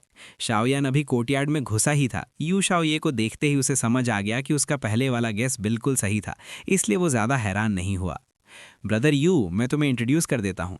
ये वही आदमी है जिसने इस बार ग्राउंड ड्रैगन ब्लड क्रिस्टल लिया था। शाओयान, ये वही आदमी है जिसे तुम्हें मिलना था, 3rd rank emperor peak alchemist. Deadwind ने शाओयान को कोर्टयार्ड के गेट पर यू ईफेंग से मिलाया और इंट्रोडक्शन दिया। यू ईफेंग से मिलकर खुशी हुई। यू ईफेंग ने ये सुनकर अपना बड़ा सा हाथ आगे बढ़ाया और शाओयान से हाथ मिलाया। डेडविंड ने इस आदमी की बहुत तारीफ की थी, लेकिन यू ईफेंग नेचुरली खुद भी उसकी असली ताकत चेक करना चाहता था। आपसे मिलकर भी खुशी हुई। शाओयान ने भी अपना हाथ बढ़ाया और यू ईफेंग से हाथ मिलाया। अगले ही पल दोनों ने हाथ छोड़ दिए। बाहर से देखने पर सब नॉर्मल लग रहा था, लेकिन शाओयान की आंखों में हल्की सी शंका चमकी। इस सिंपल हैंडशेक के दौरान यू यीफेंग ने एक्चुअली अपनी सोल पावर से उससे टेस्ट किया था। यू यीफेंग की स्ट्रेंथ पावरफुल थी, 3 स्टार फाइटिंग इमॉर्टल लेवल पर, लेकिन उसकी सोल पावर काफ़ी कमज़ोर थी। शाओयान के सामने ये टेस्ट करना बिल्कुल ऐसा था जैसे किसी एक्सपर्ट के सामने अपनी छोटी सी कला दिखाना। डैम, इस आदमी की स्ट्रेंथ बहुत ही टेरिफाइंग है। शायद ये 3 स्टार फाइटिंग इमॉर्टल के अर्ली स्टेज वाले यू गन से भी ज़्यादा स्ट्रांग है। शाओयान ने सिर्फ एक हैंडशेक से यू यीफेंग का काफ़ी हाई एवेल्युएशन कर लिया। ये यू यीफेंग है, इस टीम का जनरल लीडर। डेडविंड ने फिर से इंट्रोड्यूस किया। इस लड़के की बॉडी में शायद कुछ सीक्रेट्स हैं। इसकी कीन सेंस और पावरफुल सोल पावर ने मेरी इन्वेस्टिगेशन को तुरंत तोड़ दिया। लगता है डेथ फेंग ने सही कहा था, ये कमज़ोर नहीं है। यू यीफेंग भी मन ही मन सोच रहा था। कैप्टन यू, चलो सीधा काम की बात करते हैं, शाओयान ने मुस्कुराकर कहा। चलो अंदर चलकर बात करते हैं। यू यीफेंग ने उसकी तरफ देखा और मुस्कुरा दिया। अब जाके उसने कंफर्म कर लिया था कि शाओयान की सोल पावर पावरफुल है, तो अब वो आराम से बात कर सकता था। चलो, इतना कहकर तीनों सीधा वुडन हाउस की तरफ चल दिए। यू शाओये बाहर खड़ी गुस्से में थी और पता नहीं क्या सोच रही थी। यहाँ कोई नहीं है और जगह भी सेफ है। इस मिशन के बारे में अगर तुम्हें कोई सवाल पूछना हो तो छोटे भाई पूछ सकते हो, वुडन हाउस में घुसते ही यू यीफेंग ने कहा। यू यीफेंग जानता था कि शाओयान की एज लगभग यू शाओये के बराबर ही है, और इतनी छोटी एज में इतनी स्ट्रेंथ पाना मतलब उसके पास कुछ न कुछ तो ज़रूर खास है। हालांकि उन्हें शाओयान की सोल पावर की ज़रूरत थी, लेकिन वो उससे ज़्यादा सर पर भी नहीं चढ़ा सकते थे। सभी स्ट्रांग लोग होते हैं और सबका ईगो भी होता है। कैप्टन यू, सच कहूँ तो इस बार मेरा काम यहाँ से दोंगजाऊ जाना है और दोंगजाऊ के कंपटीशन में पार्टिसिपेट करना है। गोस्ट विंड सिटी से दोंगजाऊ तक का रास्ता काफ़ी लंबा है, इसलिए मैं किसी ऐसी टीम को ढूंढ रहा था जो रास्ता जानती हो, ताकि मैं उनके साथ ट्रैवल कर सकूं। और मैंने ग्राउंड ड्रैगन ब्लड क्रिस्टल भी लिया है, इसलिए मैं सोच रहा था। शाओयान में मुस्कुरा कर कहा। यू यीफेंग जैसे एक्सपीरियंस्ड आदमी को तो बात का पॉइंट तुरंत समझ आ गया। छोटे भाई, इतनी सीधी बात कर रहे हो तो मैं भी क्लियरली बोल देता हूँ। हमारी टीम सालों से दोंगजाओ के रस्तों पर चलती आ रही है। दोंगजाओ के बहुत सारे रूट्स हमें अच्छी तरह पता है। गोस्ट विंड सिटी से दोंगजाओ तक के रास्ते में कहाँ डेंजरस स्पिरिट बीस्ट्स हैं या कहाँ पावरफुल बीस्ट्स हैं, सब हमें पता है। अगर तुम दोंगजाओ जाना चाहते हो तो रास्ते में बहुत मुश्किलें आएंगी, लेकिन अगर तुम हमारे साथ चलोगे तो तुम इनमें से बहुत सी प्रॉब्लम से बच सकते हो। जहाँ तक ग्राउंड ड्रैगन ब्लड क्रिस्टल की बात है, अगर किसी क्रीचर ने हमें ब्लॉक ना किया होता तो हम उसे ऑक्शन में रखते। उस क्रीचर की स्ट्रेंथ बहुत ज़्यादा नहीं है, लेकिन हम कई बार उसके हाथों फेल हो चुके हैं। कुछ बार ट्राई करने के बाद हमें समझ आया कि वो क्रीचर सोल पावर से काफ़ी डरता है, इसलिए ज़रूरत पड़ने पर हम चाहते हैं कि छोटे भाई अपनी सोल पावर से हमें उससे पार करने में हेल्प करे। ये रास्ता डेंजरस है, लेकिन मुझे सिर्फ इतना चाहिए कि क्रिटिकल मोमेंट पर छोटे भाई अपनी सोल पावर यूज़ करे। बदले में हम तुम्हें अच्छी रिवॉर्ड देंगे और तुम्हें सेफली दोंगजाओ तक पहुंचा देंगे। यू यीफेंग ने एक एक शब्द बहुत सिंसियरिटी से कहा। अगर शाओयान कोई इनएक्सपीरियंस्ड आदमी होता तो शायद तुरंत मान जाता। लगता है ये आदमी सच में एक ओल्ड फॉक्स है। जो चीज़ 3 स्टार फाइटिंग इमॉर्टल को डरा सकती है, वो सिर्फ सोल पावर से हैंडल होने वाली नहीं लगती। और जिस तरह से ये बात कर रहा है, लगता है मुझसे कुछ छुपा रहा है। कौन सा क्रीचर है जो 3 स्टार फाइटिंग इमॉर्टल से डील नहीं हो रहा, लेकिन सोल पावर की ज़रूरत पड़ रही है? शाओयान ने बाहर से मुस्कुराते हुए कहा। मुझे किस लेवल के क्रीचर का सामना करना पड़ेगा? शाओयान ने टेस्ट करते हुए पूछा। चिंता मत करो छोटे भाई, वो क्रीचर स्ट्रांग नहीं है, बस थोड़ा स्पेशल है। हमारी टीम के साथ तुम बिल्कुल सेफ रहोगे। यू यीफेंग मुस्कुराया। जो क्रीचर 3 स्टार फाइटिंग इमॉर्टल को डरा सकता है, वो मेरे जैसे 1 स्टार फाइटिंग इमॉर्टल के लिए शायद बहुत डेंजरस होगा। और एक फार्मासिस्ट के लिए सोल पावर उसकी लाइफ के बराबर होती है। शाओयान ने मुस्कुराकर कहा। ये लड़का काफ़ी चालाक है। यू यीफेंग ने ये सुनकर धीरे से मुस्कुराया, लेकिन अंदर से वो थोड़ा हैरान भी हुआ। चिंता मत करो छोटे भाई, ये डील तुम्हारे लिए सिर्फ फ़ायदे की होगी। बाकी कुछ चीज़ें मिशन सीक्रेट से जुड़ी हुई हैं। अगर तुम्हें हम पर ट्रस्ट है तो ट्राई कर सकते हो, अगर ट्रस्ट नहीं है तो कोई बात नहीं। हमें मीटिंग के बाद तुरंत निकलना है, यू यीफेंग ने कहा। ये लोग काफ़ी तेज़ बोलते हैं। शाओयान मना करने ही वाला था कि सोल ईटर की आवाज़ आई। इनके साथ चले जाओ। इन हुनतियान में बहुत सारी फोर्सेस हैं और कई जगह दूसरों के फॉरबिडन एरियाज हैं। अगर तुम रैंडम जगह घुस गए तो मुश्किल हो सकती है। और मुझे भी क्यूरियोसिटी है कि इस गोस्ट वर्ल्ड में ऐसा क्या है जो 3 स्टार फाइटिंग इमॉर्टल को भी इतना कॉशियस बना रहा है। मैं तुम्हारी बात मान लेता हूँ, शाओयान ने सीधा हाँ कर दिया। तो फिर हमारी कोऑपरेशन के लिए पहले से ही मुबारक हो। यू यीफेंग जोर से हंस पड़ा। हमें जल्दी है, अगर छोटे भाई को कोई और काम नहीं है तो क्या अभी निकल चले? यू यीफेंग ने पूछा। बिल्कुल ठीक है, चलो, शाओयान ने खड़े होते हुए कहा। शाओये, सबको बुलाओ, हम निकल रहे हैं। यू यीफेंग ने घर के बाहर आवाज लगाई। ठीक है। यू शाओये हालांकि गुस्से में थी, लेकिन अपने सेकंड अंकल के सामने ज्यादा जिद नहीं कर सकती थी, इसलिए वो टीममेट्स को बुलाने चली गई। कुछ देर बाद 5 लोग कोर्टयार्ड में आ गए। सभी ने ब्लैक क्लोक्स और केप्स पहने हुए थे, जिससे उनके बॉडीज पूरी तरह से कवर्ड थी। ब्रदर डैड, हम पहले चलते हैं, यू यीफेंग ने कहा। फिर वो अपनी टीम और शाओयान के साथ टोटल 7 लोग चुपचाप गोस्ट विंड सिटी से बाहर निकल गए। मुझे भी जल्दी निकलना होगा शाओयान, उम्मीद है दोंगजाओ के कंपटीशन में तुमसे फिर मुलाकात होगी। ब्रदर यू, मैं भी दुआ करता हूं कि तुम्हारा मिशन सफल हो। 7 लोगों की टीम को धीरे धीरे दूर जाते देखकर डेड विंड ने गहरी सांस ली। Battle through the Heavens God, the Flame Emperor. Episode 1188, The Mysterious Woman in the Hawkeye Squad. Shao यान की 7 लोगों की टीम चुपचाप घोस्ट किंग सिटी से निकल गई। डेड विंड ने शहर के बाहर उनके लिए पहले ही 7 फ्लाइंग बीस्ट तैयार रखे थे। ये देखकर लग रहा था कि ये लोग अपने डेस्टिनेशन को लेकर काफी सीरियस हैं और कई दिनों से बिना रुके सफर कर रहे हैं। इस बीस्ट का नाम फेयांग है और ये काफी बड़ा होता है। एक बीस्ट पर आराम से 3 लोग बैठ सकते हैं। इनमें से 5 बीस्ट्स पर शाओयान और बाकी 5 लोग बैठे थे। बाकी 2 बीस्ट्स के ऊपर काफी अच्छे से बने हुए लकड़ी के छोटे घर थे, बिल्कुल वैसे जैसे किसी गाड़ी के ऊपर छोटा वुडन हाउस हो। एक में सफर के लिए जरूरी सप्लाईज रखी हुई थी और दूसरे में 2 औरतें बैठी हुई थीं। इस जेड लेगेसी टीम में टोटल 6 लोग थे, जिनमें 2 औरतें और 4 आदमी शामिल थे। सिस्टर लियू किंग इस वक्त यू शाओये बीस्ट के पीछे बने सिडान चेयर में शांत बैठी थी, जैसे कुछ कहना चाह रही हो लेकिन रुक रही हो। ये क्या हुआ? घोस्ट किंग सिटी छोड़ने के बाद से ही तुम थोड़ी बेचैन लग रही हो। यू शाओये को ल्यू किंग कहकर बुलाने वाली औरत मुस्कुराकर बोली। ये ल्यू किंग का फिगर यू शाओये से भी ज्यादा अट्रैक्टिव था। उसका ग्रेसफुल फिगर और सीने पर उभरते हुए कर्व्स पूरे शरीर को परफेक्टली आउटलाइन कर रहे थे। उसने हल्का ब्लू रू स्कर्ट पहना हुआ था और उससे निकलने वाली ऑरा बहुत ही आई कैचिंग थी। सिस्टर लियू किंग, मुझे लगता है सेकंड अंकल ने जो फार्मासिस्ट हायर किया है उसमें कुछ अजीब है। कुछ अजीब? लियू किंग ने यह सुनकर थोड़ा सा भौएं करा ली, जैसे उसने ऐसा कुछ नोटिस नहीं किया हो। मुझे एग्जैक्ट पता नहीं, लेकिन उसकी बॉडी से एक फेमिलियर ऑरा आ रही है। वो ऑरा हमारे यिनहुनत्यान की नहीं लगती, बल्कि थोड़ी सोल ईटर जैसी लगती है। यू शाओये ने थोड़ी हिचकिचाहट के साथ कहा। ये ऐसे बिना सोचे समझे बात नहीं करते। ये लड़का तुम्हारी ही एज का लगता है। हालांकि उसकी स्ट्रेंथ सिर्फ 1 स्टार फाइटिंग इमॉर्टल के अर्ली स्टेज में है, लेकिन उसका फार्मासिस्ट लेवल बहुत ही हाई है। ल्यू किंग ने सर हिलाते हुए कहा। मेरे फादर ने सोल डिवॉरिंग डोमेन के कुछ पावर हाउसेस से डील किया है। उनके अंदर जो सब कुछ निगलने वाली पावर होती है वो बिल्कुल अलग होती है। लेकिन यू शाओये फिर भी अपनी बात पर अड़ी रही। ली सोल टेरिटरी और सोल डिवॉरिंग टेरिटरी वैसे ही एक दूसरे के दुश्मन हैं। अगर शाओयान सच में सोल डिवॉरिंग टेरिटरी का हुआ तो उसकी आइडेंटिटी खुलने पर उसका पीछा अंधेरे में किया जाएगा।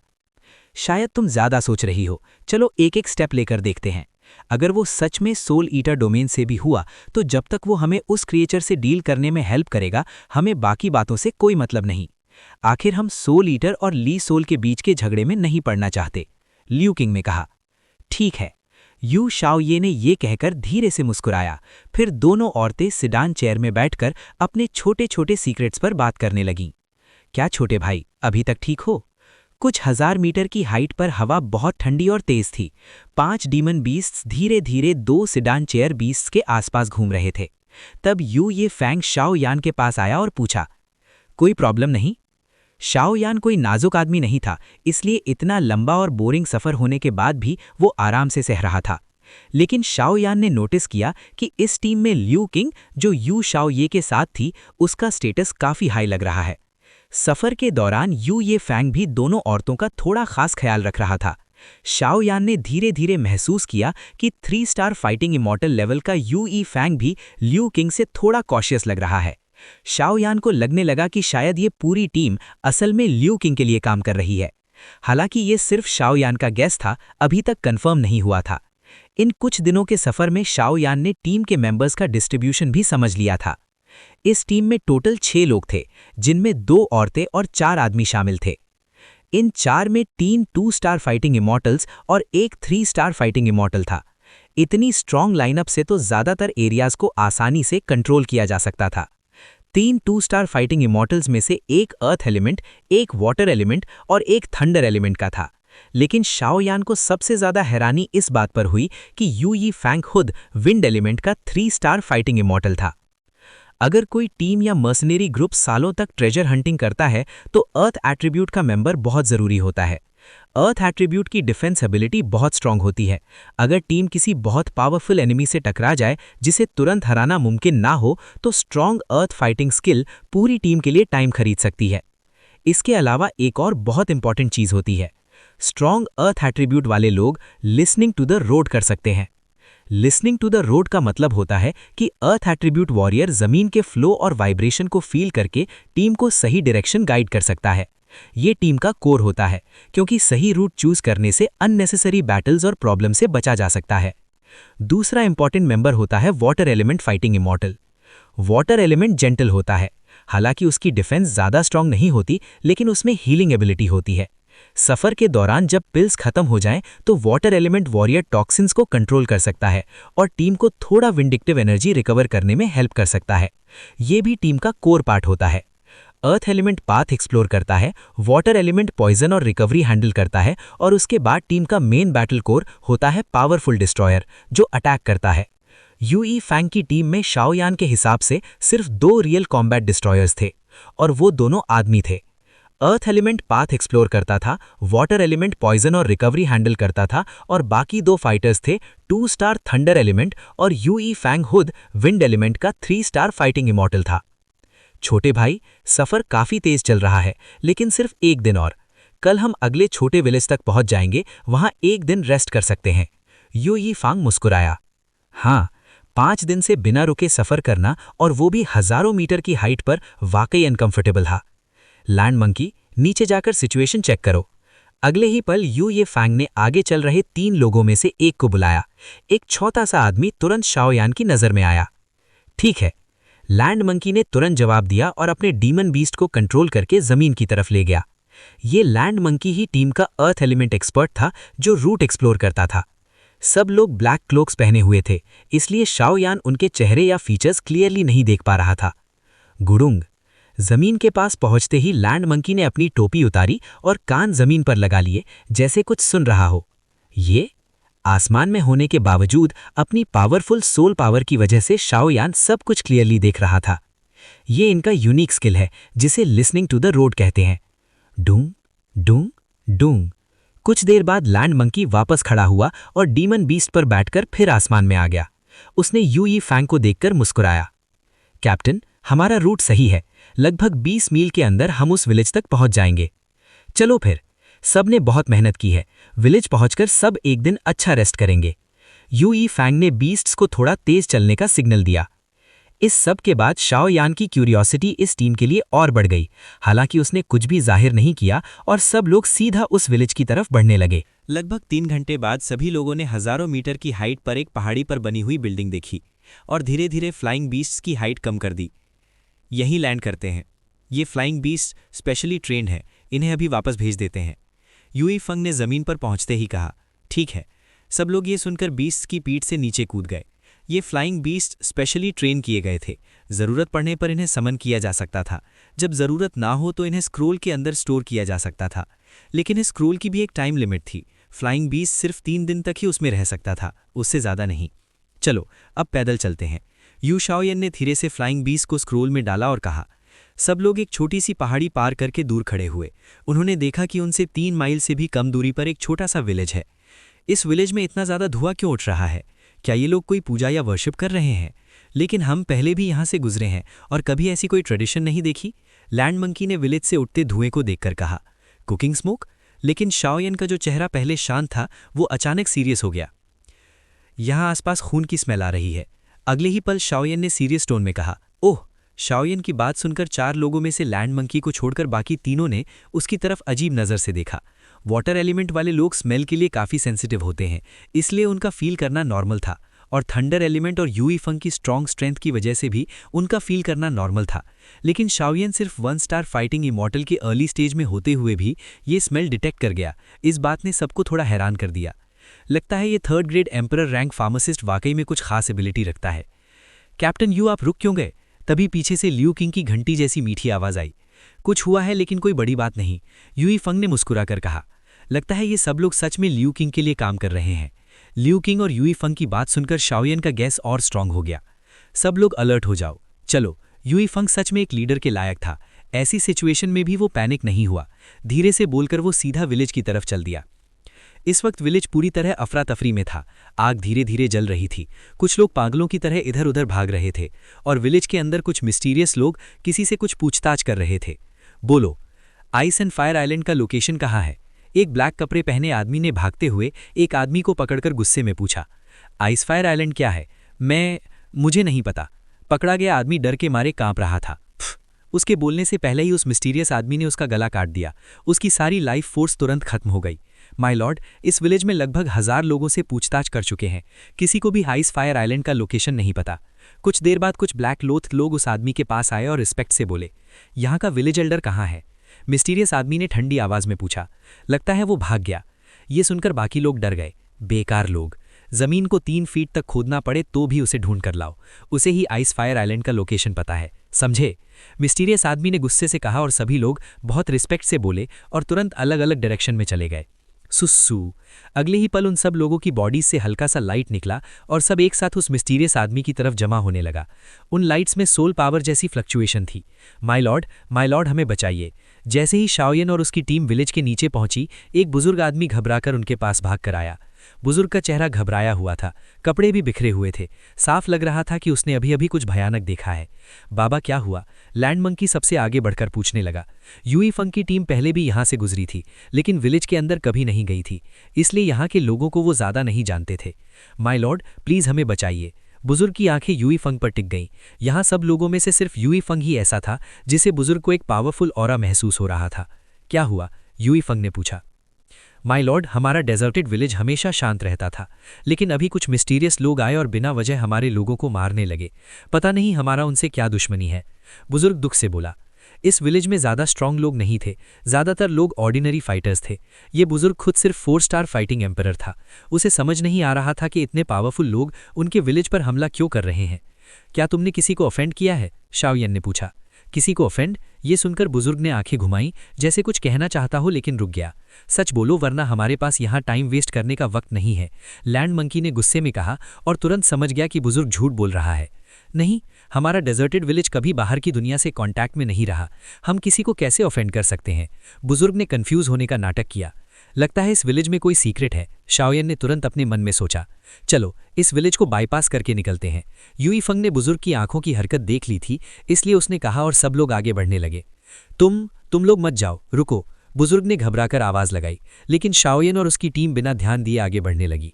मुझे याद आ गया, वो मिस्टीरियस लोग आइस फायर आइलैंड का लोकेशन पूछ रहे थे। शाओयन और उसकी टीम को दूर जाते देखकर बुजुर्ग जल्दी से चिल्लाया। आखिर तुम बोल ही दिए, आइस फायर आइलैंड क्या है? बुजुर्ग की बात सुनकर शाओयन पहले मुस्कुराया, फिर हैरान होकर यूई फंग की तरफ देखा। चलो उनके लीडर को छोड़कर किसी को भी जिंदा मत छोड़ना। बुजुर्ग की बात सुनकर यूई फंग रुक गया। उसने विलेज की तरफ देखा और उसके चेहरे पर हल्की सी मुस्कान आ गई, लेकिन उसकी आवाज़ में ठंडी किलिंग इंटेंट थी। उसकी ऑरा बहुत ही फियर्स हो गई, बिल्कुल उस शेर की तरह जो अपनी शिकार पर हमला करने के लिए तैयार हो। शुयू, तुम पहले जाकर देख कर आओ।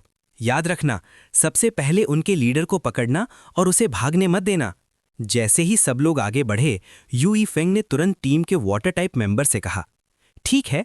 शुयू ने तुरंत हाँ में जवाब दिया और आगे बढ़ने के लिए तैयार हो गई। यहाँ कुछ अजीब लग रहा है, मैं भी तुम्हारे साथ चलता हूँ। शाओयान ने ये कहकर अपनी बॉडी हिलाई और तुरंत वहीं से गायब हो गया। फिर वो और शुयू सीधा पहाड़ के ऊपर वाले विलेज की तरफ बढ़ गए। बुजुर्ग, अब हम आइस फायर आइलैंड के बारे में बात कर सकते हैं। चिंता मत करो, तुम्हारे विलेज के लोग अब और नहीं मरेंगे। यूई फेंग धीरे से मुस्कुराया। असल में इस बार का डेस्टिनेशन भी आइस फायर आइलैंड से रिलेटेड था। यूई फेंग पहले शाओयान को यहाँ से हटाना चाहता था, लेकिन शाओयान ने खुद ही आगे बढ़कर काम ले लिया। इससे यूई फेंग काफ़ी खुश हुआ। लेकिन यूई फेंग एक बात भूल गया। हालांकि उनकी टीम स्ट्रांग थी, लेकिन उनकी सोल पावर कमज़ोर थी। शाओयान ने यूई फेंग के छोटे से प्लान को महसूस कर लिया और चुपके से अपनी थोड़ी सी सोल पावर यहाँ छोड़ दी, ताकि वो आइस फायर आइलैंड के बारे में और जानकारी ले सके। छोटे भाई, तुम्हारी स्ट्रेंथ। शुयू और शाओयान एक के बाद एक पहाड़ की तरफ बढ़ रहे थे। शुयू थोड़ी हैरान हो गई। उसके हिसाब से उन मिस्टीरियस लोगों की स्ट्रेंथ कम नहीं थी। उसके पास शाओयान को प्रोटेक्ट करने का टाइम भी नहीं होगा, लेकिन शाओयान की पावरफुल सोल पावर उस क्रीचर को डील करने के लिए ज़रूरी थी। इसलिए शुयू थोड़ी डिलेमा में पड़ गई। शुयू जानती थी कि मिस्टीरियस लोगों का लीडर शायद उसके बराबर स्ट्रांग हो सकता है। ऐसे ओपोनेंट को पकड़ना मुश्किल नहीं था, लेकिन उसे पकड़ते वक्त शाओयान को प्रोटेक्ट करना शायद इम्पॉसिबल होता। चिंता मत करो, मैं खुद को प्रोटेक्ट कर सकता हूँ, शाओयान मुस्कुरा कर बोला। अगर ऐसा है तो ठीक है, शुयू ने भी मुस्कुरा कर कहा। उसके बाद दोनों सीधा पहाड़ की तरफ बढ़ गए। ये सब निकम्मे लोग, किसी को भी आइस फायर आइलैंड का लोकेशन नहीं पता। मिस्टीरियस आदमी गुस्से से बोल रहा था। और हुन वुया और हुन हाओ भी, हमारे घोस्ट किंगडम के 12th और 11th रैंक्ड सोल वेनरेबल्स, उनसे अनडेड लीव्स भी खो गए। क्या हुन वुया मर भी गया? ऐसे सोल वेनरेबल का टाइटल मेरे नाम से भी बेकार है, बिल्कुल कचरा लोग। मिस्टीरियस आदमी खुद से ही बोल रहा था। छोड़ो, मैं खुद जाकर देख लेता हूँ। अनडेड लीव्स खो जाने से ऊपर वाले ऑलरेडी गुस्से में हैं। अगर हमने सोल बॉडीज या आइस फायर आइलैंड की इन्फॉर्मेशन कलेक्ट नहीं की तो जब ऊपर वाले गुस्सा होंगे तो... ये सोचकर मिस्टीरियस आदमी का बॉडी हिल गया। क्या हो रहा है? जैसे ही मिस्टीरियस आदमी विलेज के सेंटर से बाहर आया, उसने एंट्रेंस पर 10 लोगों का एक ढेर देखा और तुरंत चिल्ला उठा। जो बॉडीज एक ढेर की तरह पड़ी थीं, वो उसी के सबऑर्डिनेट्स थे। उनमें से ज्यादातर डोडी पीक या डोसियन अर्ली स्टेज के फाइटर्स थे। इतनी आसानी से उनका मर जाना उसके लिए शॉकिंग था। लीडर, दुश्मन, इनमें से एक आदमी अभी जिंदा था, लेकिन ये बोलते ही उसकी सांस रुक गई। क्या तुम इन लोगों के लीडर हो? आगे खड़ी शुयू भी ब्लैक क्लोथ्स में थी, बिल्कुल मिस्टीरियस आदमी जैसी ड्रेस में। कौन हो तुम? मिस्टीरियस आदमी ने भौएं चढ़ाकर पूछा, लेकिन वो बिल्कुल भी केयरलेस नहीं हुआ। मैं कौन हूं ये इंपॉर्टेंट नहीं है। इस विलेज के लोगों से मेरा कनेक्शन है। तुमने इतने लोगों को मार दिया है, अब हमारे कैप्टन को बुलाना पड़ेगा। शुयू हल्की सी मुस्कान के साथ बोली। तो देखते हैं तुम्हारे पास एबिलिटी है या नहीं। मिस्टीरियस आदमी भी आसान ओपोनेंट नहीं था। तुम मौत को खुद बुला रहे हो। शुयू जोर से चिल्लाई और अटैक के लिए रेडी हो गई। शाओयान साइड में शांत खड़ा था। The realm of ghost fog. अगले ही पल मिस्टीरियस आदमी ने तुरंत अपनी टेक्निक एक्टिवेट कर दी, बिना शुयू को रिएक्ट करने का मौका दिए। गुलू गुलू। उसकी आवाज के साथ ही उसके बॉडी से एक भयानक घोस्ट एनर्जी निकलने लगी और कुछ ही पलों में पूरे विलेज के 100 माइल्स के एरिया को कवर कर लिया। क्या हैवी घोस्ट आरवा है। लगता है ये आदमी इस जगह को सील करके शुयू से फाइट करना चाहता है। शाओयान ने तुरंत समझ लिया। असल में ये घोस्ट से बना हुआ एक बैरियर जैसा एरिया था। इसके अंदर मिस्टीरियस आदमी अपनी घोस्ट एनर्जी का यूज करके अपना बॉडी हाइड कर सकता था और मौका मिलते ही डेडली अटैक कर सकता था। बुरा नहीं। शुयू ने आसपास की घोस्ट फॉग देखी, लेकिन उसके चेहरे पर जरा भी पैनिक नहीं था। ये शुयू सच में स्ट्रांग लग रही है। शाओयान ने धीरे से कहा। नॉर्मली वाटर टाइप फाइटर्स ज्यादातर विमेन हीलर्स होते हैं। वाटर एलिमेंट में रिकवरी एबिलिटी होती है, इसलिए उन्हें टीम प्रोटेक्ट करती है। लेकिन शुयू बिल्कुल एक फ्रंट लाइन फाइटर की तरह लड़ रही थी। शाओयान ने पहली बार ऐसा देखा। मरने के लिए तैयार हो जाओ। घोस्ट फॉग के अंदर मिस्टीरियस आदमी बिल्कुल एक भूत की तरह गायब हो गया। Severe ghost clause. अचानक शुयू के पीछे घोस्ट फॉग के अंदर से एक अजीब आवाज आई। फिर डजन्स ऑफ मीटर्स का एक बड़ा ब्लैक क्लॉ बनकर सीधा शुयू पर हमला कर दिया। अच्छा अटैक है। शुयू तुरंत मुड़ गई और उसके हाथ में एक स्ट्रीम बन गई जो सीधा घोस्ट क्लॉ से टकरा गई। भूम भूम भूम। दोनों अटैक्स टकराते ही लगभग बराबर हो गए। ये लड़की काफी स्ट्रांग है। मिस्टीरियस आदमी तुरंत समझ गया कि शुयू कोई सिंपल ओपोनेंट नहीं है और वो फिर से घोस्ट फॉग में छिप गया। ये आदमी बहुत चालाक है। शुयू का चेहरा भी थोड़ा सीरियस हो गया। उसने महसूस किया कि इस घोस्ट फॉग के अंदर उसकी पावर धीरे धीरे कम हो रही है। साथ ही घोस्ट फॉग की वजह से वो मिस्टीरियस आदमी को लोकेट भी नहीं कर पा रही थी। चिंता मत करो, मेरे पास एक आइडिया है। तभी शाओयान की सोल वॉइस ट्रांसमिशन शुयू के दिमाग में गूंजी। तुम्हारे पास आइडिया है? शाओयान हैरान हो गई। मैं उसकी टेक्निक को थोड़ी देर के लिए ब्रेक कर सकता हूं, लेकिन सिर्फ 3 सेकंड्स के लिए। 3 सेकंड्स काफी है। बस उसकी हाइडिंग ब्रेक हो जाए और वो सामने आ जाए। 3 सेकंड्स क्या, 1 सेकंड भी काफी है उसे सीरियसली हर्ट करने के लिए। मुस्कुराकर शुयू बोली। इस आदमी के बॉडी में फाइटिंग स्पिरिट वायलेंट हो रही है। लगता है कोई किलर मूव प्रिपेयर कर रहा है। मैं भी शुरू करता हूं। शाओयान ने आंखें बंद की और अपनी सोल पावर को रैपिडली एक्टिवेट कर दिया। जल्द ही एक शार्प वाइब्रेशन पूरी जगह में गूंजने लगी। ये दोनों क्या कर रहे हैं? घोस्ट फॉग में छिपा मिस्टीरियस आदमी हैरान हो गया। छोड़ो, पहले इस 2 स्टार डोसियन को खत्म करता हूं, और वो 1 स्टार डोसियन वाला लड़का तो ज्यादा देर जिंदा नहीं रहेगा। मिस्टीरियस आदमी धीरे धीरे मूव करने लगा और उसकी किलिंग इंटेंट शुयू की तरफ बढ़ने लगी। उस मिस्टीरियस आदमी को बिल्कुल पता नहीं था कि शाओयान को इग्नोर करना ही उसकी सबसे बड़ी गलती बनने वाली है।